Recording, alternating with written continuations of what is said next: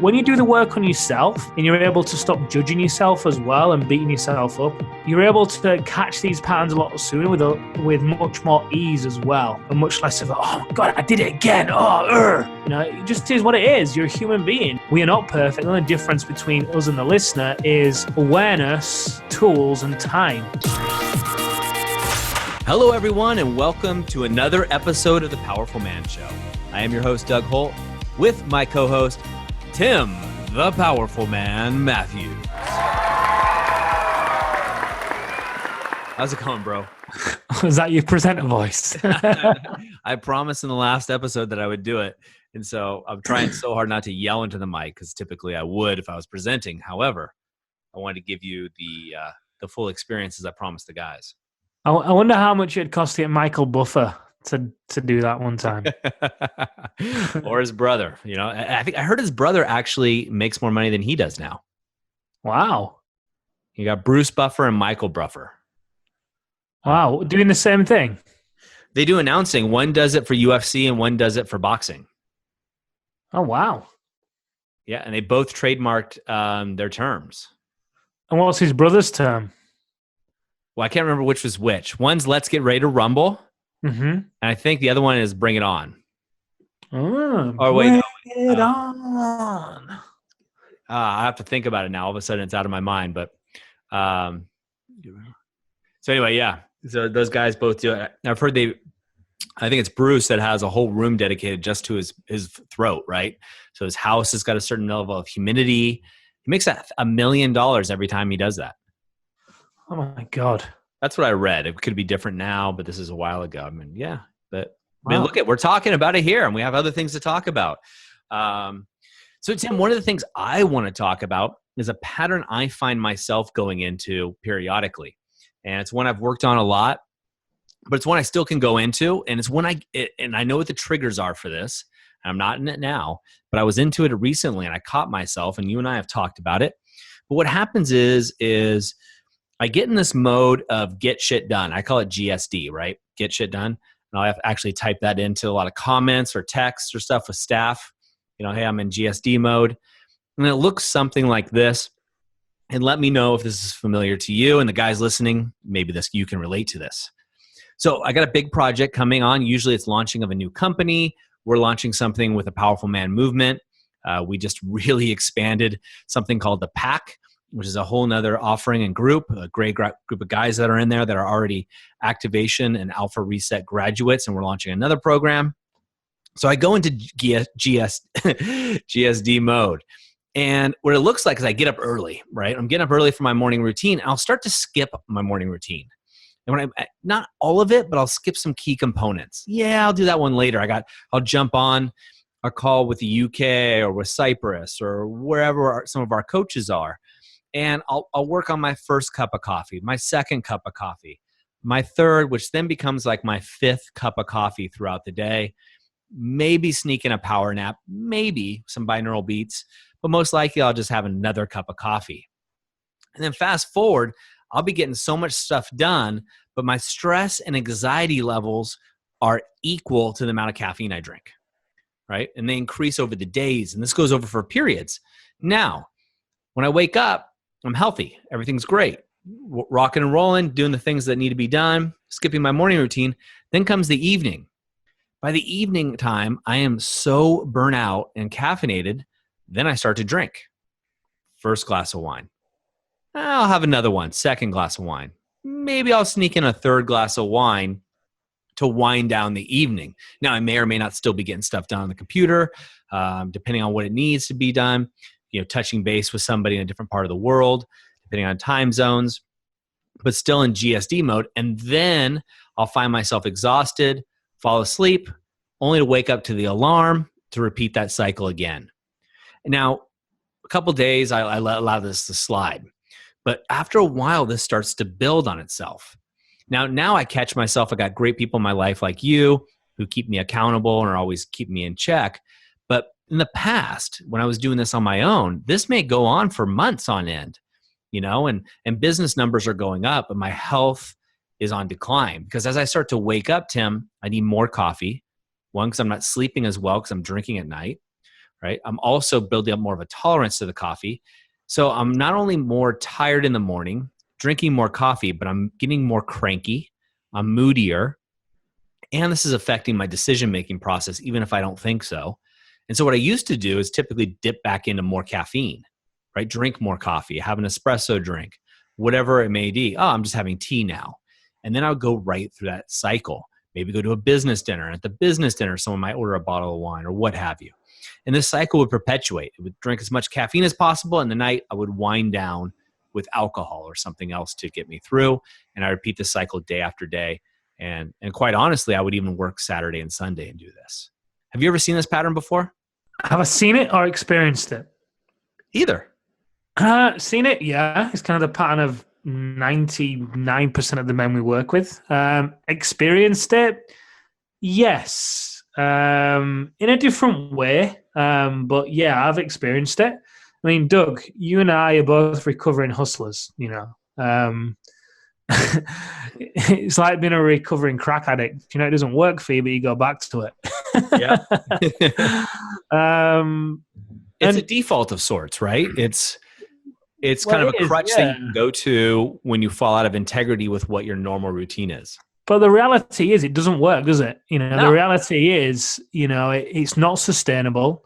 You burn out and some way you hit a wall, whether you hit a wall by your body shutting down and you're just having to rest, whether you hit a wall with overwhelm and anxiety, whether you hit a wall with business, because business numbers may go up for a short time, but you cannot lead your company that way. You just can't. You know, we like to think that we can, but we just can't. And then in the midst of taking on a load more products and programs or whatever, promotions, you then try and keep it all in your head and you're then more anxious and you lay awake at night. It's just not possible to be in mine or yours or anyone's most productive place. And, you know, there's a few beliefs that underpin this, but one of the main beliefs that I've found for myself, at least, that underpin this is, you know, when I get to a certain point, so let's say, like you, we launch a product, or when the product launches, that's when I'll change this. And that'll be the excuse that I'll give myself to keep going, even though I know it doesn't work. And the reality is that point in time never arrives anyway. You know, it just gets shifted. And it moves to, whenever the next point is. And in that moment, for me, the reality is my life has started to serve my business versus my business serving my life. And I have lost touch with what's really important to me and the priorities. And I've started to get a lot of my significance through business, because ultimately business is the thing and the place what doesn't answer back. It's the place where I'm the boss. It's the place where my word goes. It's a place where I can get my status and significance and pleasure and pride. So I go and hang out there and hide from all the chaos that's then happening in my personal life, because as a result, I'm not working out, I'm skipping workouts, I'm not sleeping as well, I'm more distant from Amelia, I am more distant from my family and my friends, I'm not, you know, having time to spend on the things that I love to do. Everything then becomes about work. Is very, very unhealthy. You know, for me, it was the story of my life for about 28 years. Fortunately for me, I'm very grateful that I learned the lesson relatively early on. You know, I know people who are 18, 19, 20, 21 that have already learned this lesson, doing phenomenally well in business. They've learned it even earlier than I have. Kudos to them. But yeah, that belief of living for someday, that belief of, you know, money will solve it, that belief of significance and status through business and, you know, being in demand. Oh, you know, I'm in demand. I'm busy. I'm important. No, it's easy to be in demand. It's very easy to make yourself busy. Doesn't mean you're important. Doesn't mean that you're a success either. So it's one that I experienced less and less these days. And it's also one that, quite honestly, has been a set point of mine for years, and one that I've always battled with. Yeah. I mean, you know, I was making up my story just to make everybody else feel better. No. Yeah, whatever. Yeah. So, I mean, it is. I mean, it's a total set point, and we go back to it with the belief system that something's going to change. And what happens for most of the men, and it happens to me too, and I talk to a lot of guys about this, is you wake up the next morning saying it's going to be different, right? You wake up going, yeah, today's going to be different. Today I'm going to have 2 cups of coffee and I'm not going to drink tonight. Well, the afternoon hits and you get tired. When you 1 cup of coffee is not going to hurt, and you have that cup of coffee. And then nighttime comes, usually around 3 or 4 p.m. for most of the guys. It's like, well, one drink's not going to be, but you get stuck in the cycle. It's an addictive cycle, right? It's an adrenaline cycle, and then it's a depression cycle, right? You're spiking your adrenaline, your cortisol, and everything else, but you're striking your stress hormones, and then you need to come down. You're essentially giving yourself an upper, legal upper. Some of you guys are doing illegal uppers, but you know what I'm talking about. And then you're bringing yourself down, whether you're smoking weed at night, drinking alcohol, or doing something else. And for some guys, it's sedation in a different way, right? It's porn, it's just watching TV or whatever else it may be. The formula is the same, right? The formula is very similar. It's just you insert a different mechanism into that formula. And it's easy for all of us, as you said, recovering hustlers, to realize and go back to that default. Now, Tim, when I look retrospectively at my life, when I've been the most successful in my personal life and also in my business life, so financially successful as well, how much money I have coming in, I am not in this pattern. Nowhere. Now, this pattern is sometimes it's a reflection of when I feel like I need to get more done or I decide to, but oftentimes it's also I'll go into this pattern when things feel too good, right? It's going really well. Now I need to go into this pattern because oftentimes I'll either add something else into the mix that doesn't necessarily need to be added. I'll take on more responsibilities, or I'll meddle in something else. Maybe you're doing a project and you're busy and you're on vacation. I'll jump in because I want to help you out, so to speak, and I'll just take it on and put it on my shoulders, right? That way I get to blame you. So, in this idea, I'll just take on more, but it's almost because I'm so used to the default. Like we talk about, people can get addicted to drugs, alcohol, all those things, but we also get addicted to the hustle. We get addicted to being victims. We can be addicted to whatever our stories are. And if our stories become, I need a lot of coffee in the morning, and then I'll mellow out with alcohol because that's what business owners do. That's what my friends do. Everybody else around me is doing it, what have you. That just becomes a story, and we all have the opportunity to rewrite that script. Hey guys, I want to interrupt this episode because I want to talk to you about something important.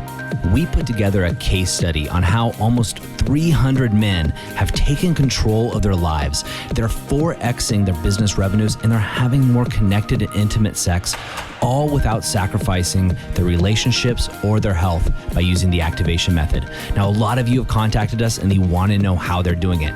We put together this short 11-minute case study just for you, so you can see how these entrepreneurs are achieving this level of success. To get this case study, all you have to do is go over to thepowerfulman.com/11. Yep, that's 11. And you can get the case study right now. All right, it's only 11 minutes and it's going to show you exactly how these men have done it. All right, let's get back to the episode. Yeah, I love it. And there's a flip side to this coin, isn't there? And that flip side is, well, I'll have you consider a flip side as you're talking. I'm just reflecting on my life and my journey. And for me, the flip side to this story is I love what I do.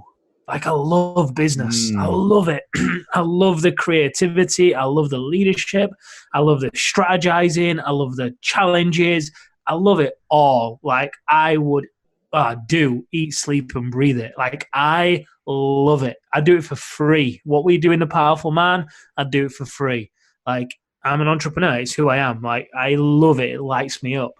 And there's a fine line, isn't there? It's almost like when the line is when your passion becomes a weakness, or when your strength becomes a weakness. So let's say your strength is business and getting stuff done, but then that strength becomes a weakness and you overstep the mark, and then you end up being in this place. Because, the reality is, you too, Doug, love business. You love what you do. You've been in business for a very long time. and we both love the challenge and the growth, and it's new every day. It's awesome. And I think for us and a lot of the recovering hustlers out there, it's finding the balance to that, isn't it? And when I get too immersed into business and I go down a similar path to what you're talking about there, and when I realize the way in which I then get out of it is I've got to unplug for a couple of days. I've really got to just do something that breaks all of the habits. It might be that I take myself away for a couple of days with Amelia. I don't open my laptop for a couple of days. I change up my workout routine. I don't go to the gym for whatever. There's a whole host of different things. There's no one set routine, because in that moment, I very much just let myself do whatever I feel called to do, and do away with all structure and all routine that I've basically been living by leading up to that point. And what I've noticed for me is when I allow work to creep in on a weekend, when I slowly but surely stop doing the things for me that I love to do, the hobbies that we have, going hiking on a weekend, playing golf, having a massage, reviewing my week. When I started to go to bed a little bit later, when I turn my phone off later than I usually would do, when I'm on emails until later, and I've become very acutely aware of when I'm starting to go down that path. I've become very familiar with the patterns that I have, and I'm able to spot them sooner, which I'm very grateful for. And I think a large part of that, I've got to give credit to Amelia as well. Amelia doesn't drink. I think if she did drink, it'd encourage me to drink a little bit more, for sure. She doesn't really drink at all, which is I'm very grateful for. And also, she's very familiar. We've spoken at length about my patterns, and she's obviously witnessed them over the past few years. So she's able to bring them to my attention much sooner.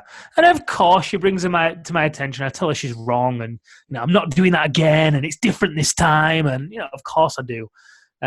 However, just her mentioning it still has me then check in with myself and do a little bit of evaluation and see whether or not I am going down that path.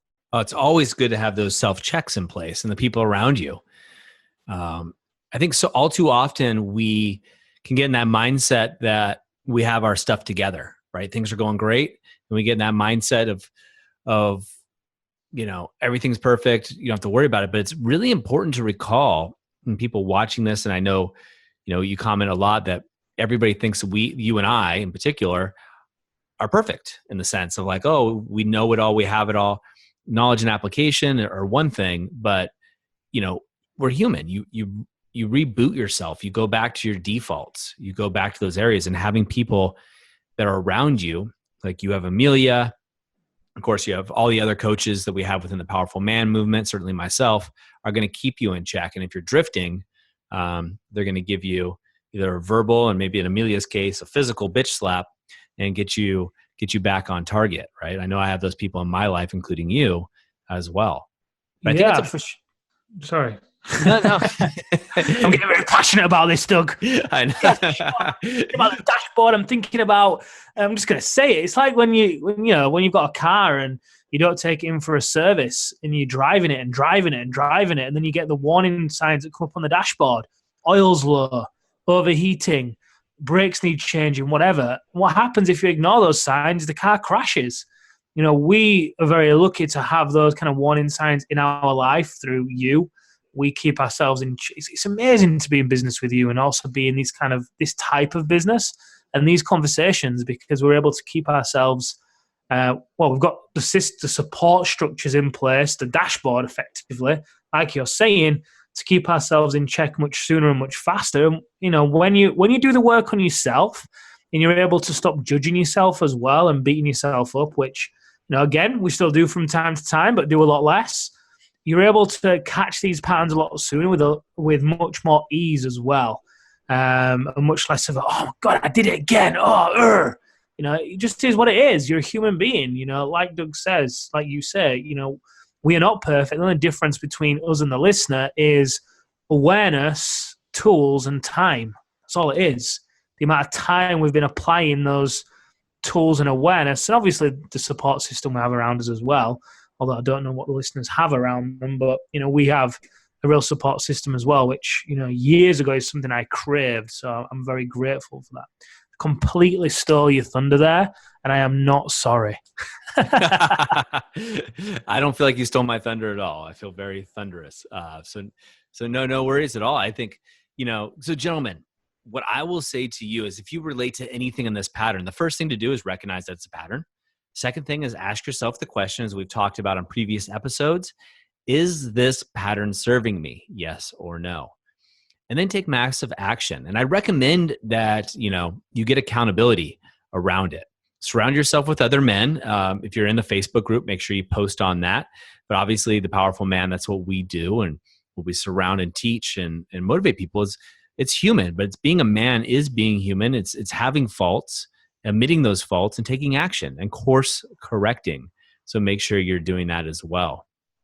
Guys, that is a wrap for us for another episode of the Powerful Man Show. Make sure you go over to the Facebook group. I love to hear what you got out of this episode with my sharing and what your patterns are, especially for those of you that are successful business owners like myself. I'd love to commiserate with you a little bit on our patterns and joke around, and not really commiserate, but just joke around on those patterns and see what we're doing here. That's a wrap, and I'll see you on next time on the Powerful Man Show.